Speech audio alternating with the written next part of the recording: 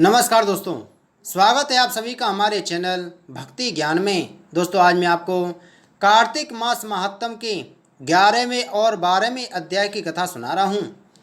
नारद जी बोले, इंद्र आदि देवता दैत्यों को वहाँ आता देख वैसे कांपने लगे और विष्णु भगवान की स्तुति करने लगे।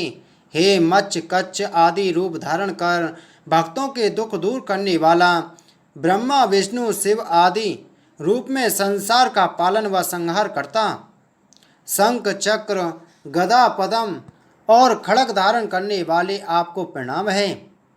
हे असुर संहारक, गरुड़ वाहन पीताम्बर धारण करने वाले शरणागत भयहारी आपको नमस्कार है।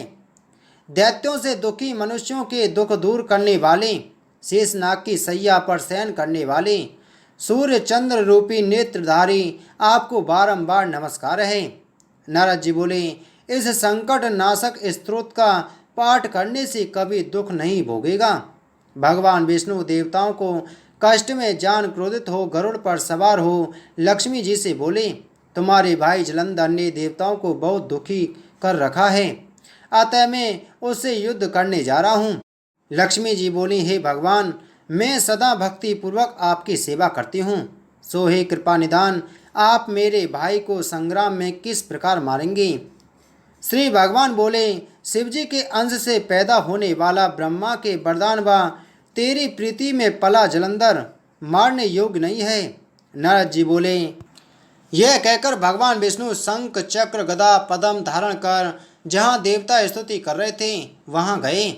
इसके बाद अरुण के छोटे भाई गरुड़ के पंख से उड़ी हवा और बगुला के उड़ाए गए दैत्य आकाश में मेघों की भांति भ्रमण करने लगे। तब जलंधर ने दैत्यों का दुख जान स्वयं क्रोध में भरकर आकाश में विष्णु के पास गया।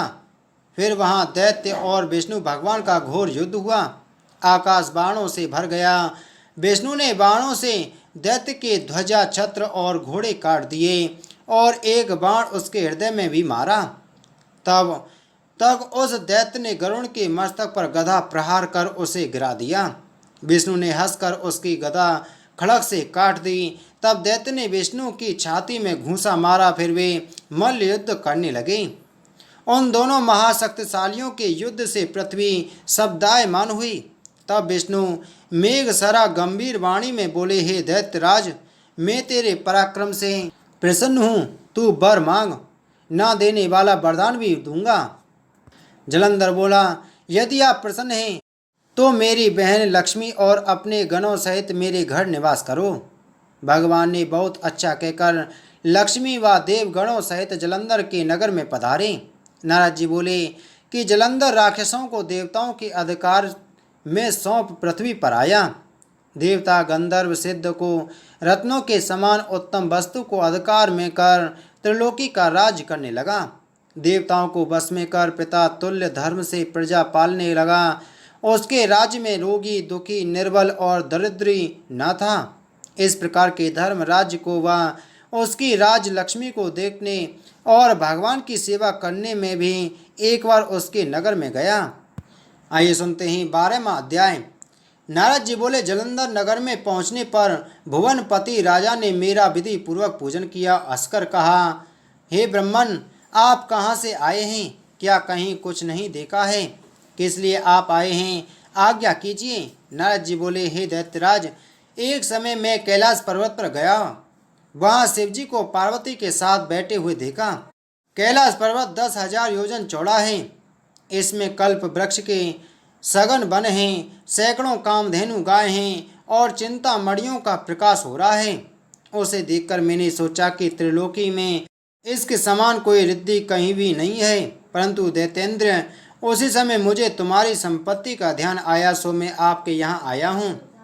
स्त्री रत्न के बिना तुम्हारी संपत्ति को देखकर विचार करता हूँ कि शिव के समान त्रैलोक्य में कोई सुखी नहीं है। भले ही नाग कन्या और अप्सराएं आपके घर में हैं, वे पार्वती के समान सुंदर नहीं हैं। जिसकी सुंदरता देख समुद्र में डूबकर ब्रह्मा ने भी अपना वीर छोड़ दिया, उसकी क्या उपमा दी जा सकती है।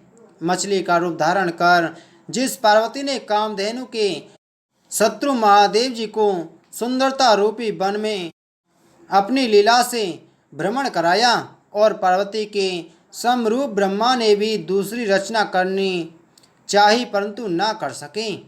इसमें उस स्त्री रत्न को भोगने वाले महादेव जी का वैभव सर्वश्रेष्ठ है, उनके सामने तुम्हारा वैभव कम है। यह कहकर उससे आज्ञा ले मैं चल दिया। दैत्यराज उसके रूप को सुनकर काम ज्वर से पीड़ित हो गया और विष्णु की माया से मोहित होकर सिंहिका के पुत्र राहु को महादेव जी के पास दूत बनाकर भेजा।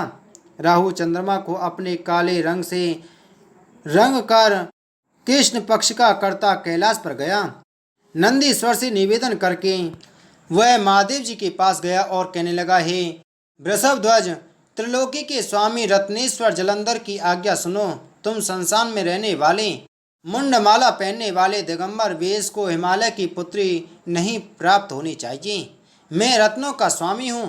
पार्वती भी एक स्त्री रत्न है, इसलिए वह मेरे योग्य है, तुम्हारे योग्य नहीं है। नारद जी बोले, राहु इस प्रकार कह ही रहा था कि महादेव जी की बाहों में से भयंकर शब्द करता हुआ एक पुरुष पैदा हुआ।